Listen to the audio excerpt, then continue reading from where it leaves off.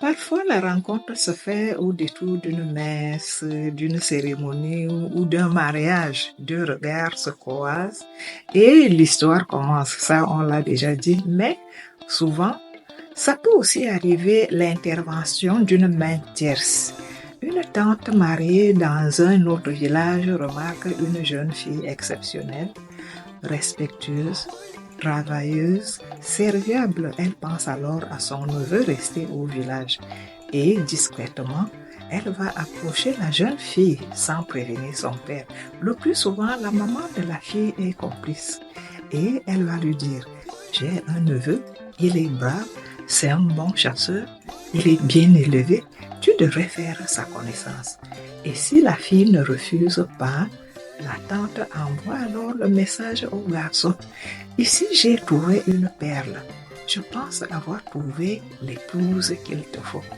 Et elle va énumérer toutes les qualités de la fille auprès de son neveu. Et c'est d'ailleurs la même chose qu'elle a faite auprès de la fille quand elle lui a parlé de son neveu. C'est un bon chasseur, un grand cultivateur, il connaît la bourse comme sa poche, etc. Le garçon commence alors à se rendre dans le village de la fille. Il ne dit rien à personne. Il trouve des excuses. Par exemple, saluer sa tante, rendre visite à un ami sur place. Il passe la nuit avec la fille discrètement dans la maison parentale. Et au matin, lorsque la mère de la fille lui dit: accompagne-moi au champ comme d'habitude, elle va se déclarer malade. Elle reste au village pour passer du temps avec le garçon, discuter, faire connaissance. Pendant tout ce temps, la mère du garçon sait tout. Mais devant son mari, elle fait semblant. Où est ton fils? Je ne sais pas. Il est sûrement parti voir ses amis. Une fois le lien solide, le garçon fait donc le compte rendu à sa maman. C'est elle qui ira voir le père. Il paraît que ton fils est amoureux et il paraît que c'est une fille là où ta sœur est mariée. Le père sagement va répondre alors qu'il m'amène.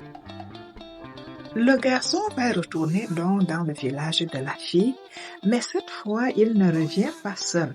Il vole la fille. Comme le dit l'expression traditionnelle, abomi, non menanga abom. D'ailleurs, les mauvaises langues diraient même qu'on lançait la bombe et on attirait l'attention des jeunes filles. Un garçon, même celui-là que la jeune fille ne portait pas dans ses favoris, pourrait lui lancer la bombe et la jeune fille va se mettre à le suivre. Bon, ici ce n'est pas le cas. La jeune fille a suivi le garçon de son propre gré et le lendemain, le papa du garçon va aller à l'encontre de la jeune fille pour des salutations d'usage, des souhaits de bienvenue, mais aussi et beaucoup plus pour l'observer. Il regarde son allure, sa posture, sa corpulence et surtout son ventre. Est-ce un ventre d'accouchement? Et à partir de ces détails, les anciens déterminaient la fertilité d'une jeune fille. Un ventre d'accouchement, un signe de fertilité. S'il est donc satisfait, il envoie donc un message au papa de la fille: ne cherche plus ta fille, elle est chez moi. De son côté, le père de la fille s'inquiète. Il a demandé à sa femme à maintes fois: où est ta fille? Et la mère répond, tout comme la maman du garçon avait répondu à son époux: je n'en ai aucune idée. Mais un oncle du village, celui-là qui est toujours éveillé quand tout le village dort, il viendra voir le papa de la fille pour lui dire: moi, 2 fois de suite, j'ai vu un garçon venir frapper nuitamment à la fenêtre de ta fille. Alors, le père comprend.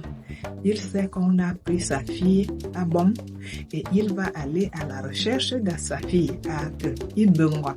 On a 2 verbes avec le garçon qui partait toquer la porte à Ibengwa et avec le papa qui va à la suite de sa fille à Ibengwa. C'est toujours le verbe abon. Comme on peut dire, ça ça fait longtemps qu'ils sont partis. Je vais à la rencontre des enfants qui sont partis à la rivière parce que ça fait longtemps qu'ils sont partis. Donc voilà le verbe bon. Et quand le papa de la fille va arriver chez le papa du garçon, il sera bien accueilli chaleureusement.